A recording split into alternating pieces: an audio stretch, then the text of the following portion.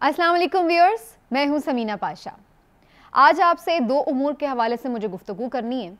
एक तो थोड़ी ये बात करेंगे कि जी फैटफ का नाम आप बहुत सुनते रहते हैं कि जी पाकिस्तान इसकी ग्रे लिस्ट में है, जिसकी वजह से बड़े मसाइल हैं माशी तौर पर पाकिस्तान को। और अगर पाकिस्तान ग्रे लिस्ट से निकलने में कामयाब हो जाता है तो फिर पाकिस्तान के माशी मसाइल जो हैं वो बड़ी तेज़ी से हल हो जाएंगे। और ये भी कि इसके लिए हमें क्या करना होगा, बड़े अरसे से इसके ऊपर स्टोरी सुनते रहे हैं। इसको मैं थोड़ा समअप करती हूँ आगे चलकर। और जो दूसरा इम्पॉर्टेंट आज हमारा नुक्ता होगा वो होगा जनाब, क्या माइनस पीटीआई या माइनस इमरान खान आप ये समझते हैं कि आपका ये जो मौजूदा सिस्टम है इसको अवाम की सपोर्ट हासिल है? क्या अवाम की उस सिस्टम में दिलचस्पी भी है जिसको आप ये कह रहे हैं कि जिसमें पीटीआई ना हो, जिसमें इमरान खान ना हो? मैं ये बात क्यों कह रही हूँ? मैं ये बात कह रही हूँ कराची में होने वाले हालिया ज़िमनी इंतखाब के तनाजुर में, और जिसमें आपने देखा कि पीटीआई ने वोट में हिस्सा नहीं लिया, वोटिंग में, या आप कह लें कि बाई इलेक्शन में हिस्सा नहीं लिया, जिसके बाद हमने उसमें इंतहाई लोगों की कम दिलचस्पी देखी, लो टर्न आउट देखा। और फिर वहाँ पर फाइनली एमक्यूएम का उम्मीदवार तो जीत गया। वो एक अलहदा किस्सा कहानी है कि तहरीके लब्बैक पाकिस्तान का जो उम्मीदवार है वो जीतता हुआ हार गया, जबकि जो एमक्यूएम का उम्मीदवार है वो उसने ऐसा लगा कि हारा हुआ मैच जीत लिया। इस सारे के ऊपर गुफ्तगू करेंगे और इसमें पीटीआई का क्या किरदार रहा इसके हवाले से भी गुफ्तगू करेंगे। लेकिन मैं पहले थोड़ा फैटफ के हवाले से, एफएटीएफ के हवाले से आपके साथ कुछ फैक्ट्स ज़रूर शेयर करना चाहती हूँ।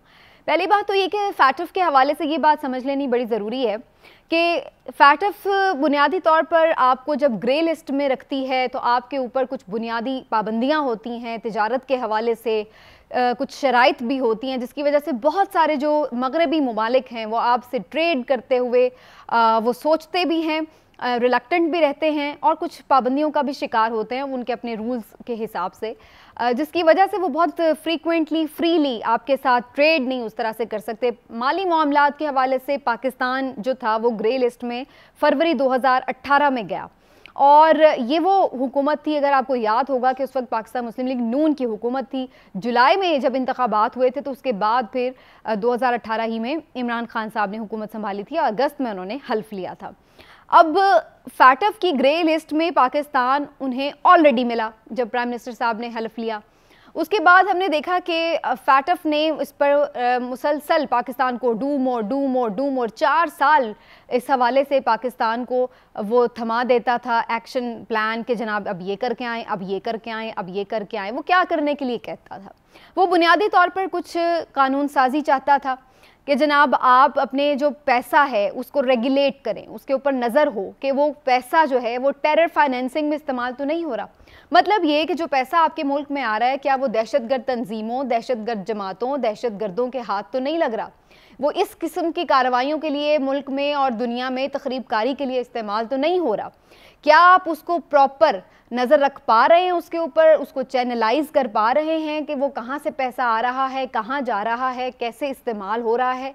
इस हवाले से भी, मनी लॉन्ड्रिंग के हवाले से भी, नाजायज़ पैसा गैर कानूनी तरीके से एक मुल्क से दूसरे मुल्क में ट्रांसफ़र तो नहीं हो रहा। इसी तरीके से और बहुत सारी चीज़ों के हवाले से, रुपए पैसे के मामलात को शफाफ बनाने के हवाले से बुनियादी तौर पर जो फैटफ है वो आपको टास्क देता है। पाकिस्तान को ये टास्क मिले और 2 एक्शन प्लान मिले 4 सालों में, और इसमें 32 निकात थे जो पाकिस्तान को पूरे करने थे, कवानीन उस पर बनाने थे, क्योंकि पाकिस्तान में इस हवाले से काफ़ी फुकदान था कवानीन का रुपए पैसे के माशी मामलात के हवाले से। अब जब इमरान खान साहब ने हुकूमत संभाली तो उन्होंने क्या किया? उन्होंने इसके ऊपर इस मामले को बड़ा एक तो सीरियस लिया, क्योंकि वो समझते थे कि जब आप के ऊपर मुल्क के इस तरह की शराइत होंगी, इस तरह की तलवार लटक रही होगी, इस तरह की पाबंदियां होंगी तो फ्री ट्रेड नहीं होगी। फ्री ट्रेड नहीं होगी तो ज़ाहिर है आपके मुल्क की प्रोग्रेस जो है वो नहीं हो सकती उस तरह से। उन्होंने इसके ऊपर एक प्रॉपर कमेटी बनाई, कोऑर्डिनेशन, फैटफ कोऑर्डिनेशन कमेटी। उसमें हमाद अज़हर साहब और मुख्तलिफ सिक्योरिटी एजेंसीज़ के सरबराह और इसके साथ साथ दीगर जो मुतल्लिक़ा इदारे थे जिनसे रिलेटेड कानून साजी करनी थी उनके सरबराहान को ऑन बोर्ड लिया, उसका मेंबर बनाया। उन सब ने मिलकर इसके ऊपर काम किया। हमेशा वो इस पर काम करते, रिपोर्ट तैयार करते, भेजते, और हमें हमेशा फैटफ के इजलास के बाद ये सुनने को मिलता कि जनाब अभी और काम करें। ये सिलसिला 4 साल चलता रहा और अब फाइनली जो आखिरी रिपोर्ट थी वो भेजी गई थी अप्रैल में, जिसके बाद अब ये जो इजलास था जो आज हुआ है, जिसके बाद ये अनाउंसमेंट आई है कि पाकिस्तान को ग्रे लिस्ट से निकालने की खुशखबरी तो सुनाई जा रही है, लेकिन इसका हतमी जो ऐलान है वो अक्टूबर में होगा। तो एक तो इसमें 2-3 बातें थी समझने की। पहले तो मैं थोड़ा आपको जो इसका बैकग्राउंड बताया, और दूसरा मुझे ये बताना था आपको कि ये हतमी अभी फैसला होना बाकी है अक्टूबर में, जब वो बाकायदा आपको पाकिस्तान को ग्रे लिस्ट से निकाल देंगे, वाइट लिस्ट में डाल देंगे। दूसरी चीज़ ये है कि उससे पहले एक वफ्द आएगा उनका जो आके ये तमाम सूरत हाल का जायज़ा भी लेगा कि जो आपने क़वानीन साजी की है वो क्या सारी आपने कहीं पेपर वर्क तो नहीं है, उसका इम्प्लीमेंटेशन क्या है, उसकी जो सारी प्रोग्रेस है वो आके वो ख़ुद चेक करेगा, उसका मुआयना करेगा और उसके बाद फिर एक सेटिस्फैक्ट्री रिपोर्ट तैयार करेगा, जिसके बाद पाकिस्तान का नाम बाकायदा तौर पर ग्रे लिस्ट से निकाल दिया जाएगा। तीसरी चीज़ ये बड़ी इंपॉर्टेंट और दिलचस्प है कि अभी अनाउंसमेंट हुई नहीं थी और उससे पहले ही क्रेडिट लेने वाले जो थे वो जनाब तैयार नज़र आ रहे थे हमें ट्विटर पर, सोशल मीडिया के मुख्तलिफ जो प्लेटफॉर्म्स हैं उनके ऊपर, टीवी पर। मतलब मैं तो हैरान हो रही थी ये देख देख के कि किस तरह से एक खींचा तानी और छीना झपटी की सिचुएशन थी इसके ऊपर क्रेडिट लेने के लिए कि जनाब ग्रे लिस्ट से पाकिस्तान हमारी वजह से निकला। और मेरे लिए ये बहुत ही ज़्यादा बाइसे हैरत था कि मतलब अब धूल झोंकने की भी एक हद होती है, लोगों को बेवकूफ़ बनाने की भी एक हद होती है। आप लोग क्या मतलब समझते हैं कि लोग अंधे हैं, बहरे हैं, कौन हैं हम, कोई गधे हैं, घास खाते हैं, क्या है भाई? किस हद तक कोई लिमिट तो होती है ना कि आप समझ लें कि जनाब आप इस लिमिट तक बात कर लेंगे तो लोग डाइजेस्ट कर लेंगे। तो मतलब एक आप किस तरह से इस तरह की बातें भी कर लेते हैं, हैरान कुन तौर पर। मेरे लिए ये बड़ी शॉकिंग थी। जो आपका ड्यू क्रेडिट आप लें, हम उससे आपको लेने से मना नहीं करते हैं। जो PMLN ने अच्छे काम किए हों वो उसका क्रेडिट ले, और उस पर अगर PTI आके बोले कि जनाब ये हमने किया तो वो गलत है, लेकिन जो उन्होंने काम किया है वो आप आकर किस तरह से उसका क्रेडिट ले सकते हैं। ये बिल्कुल ऐसा ही है कि जैसे मैं ये कहूँ कि जनाब पूरा घर मैं तामीर करवा लूँ और बाद में सारा घर तामीर होने के बाद कोई आकर वो नंबर प्लेट घर की लगा दे और कहे माशाल्लाह जी मैंने घर आपका बना दिया, मुझे बहुत मुबारक हो, ये सारा घर इनसे बन नहीं रहा था, मैंने आके बना दिया। तो ये बिल्कुल एक ऐसी ही सिचुएशन है कि 4 साल जो टीम मेहनत करती रही है और जिसने सारे उनके एक्शन प्लान पर अमल दरामद किया, जिसमें सारे निकात पर अमल दरामद किया, आपने जितनी कानून साजी में रुकावटें डाल सकते थे आपने वो भी डाली अपने जब आप अपोजिशन में थे, और अब आप आकर जब पाकिस्तान ग्रे लिस्ट से निकल रहा है तो आप उसका क्रेडिट लेने आ गए। मतलब आपको थोड़ा सा आप चीज़ों को, फैक्ट को इतना ज़्यादा तो मनूवर ना करें कि लोगों का मतलब आप लोग क्या चाह रहे हैं कि लोग आप लोगों के साथ क्या सलूक करें। इतना आपने लोगों को बेवकूफ़ समझा हुआ है। भाई ठीक है आप बोलें कि भाई उनका ठीक है, उन्होंने इस पे काम शुरू किया, अल्लाह का शुक्र है पाकिस्तान निकल, पाकिस्तान के लिए अच्छी खबर है, चले आप उनको तारीफ़ नहीं कर सकते, आप ये कह लें पाकिस्तान के लिए अच्छी खबर, ख़त्म बात।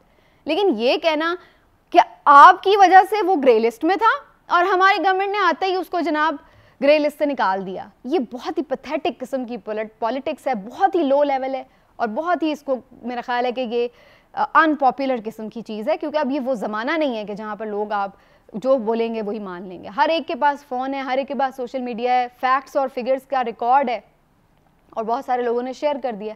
अब आप आके ये झूठ बोलेंगे कि जी इमरान खान के दौर में वो गया था, तो आप ही की नफीसा शाह का वो ट्विटर पे ट्वीट मौजूद है कि जब वो कह रही हैं 2018 फरवरी का कि जब उन्होंने PMLN की गवर्नमेंट में बोला हुआ है कि जनाब आपकी गवर्नमेंट में जो है पाकिस्तान ग्रे लिस्ट में चला गया।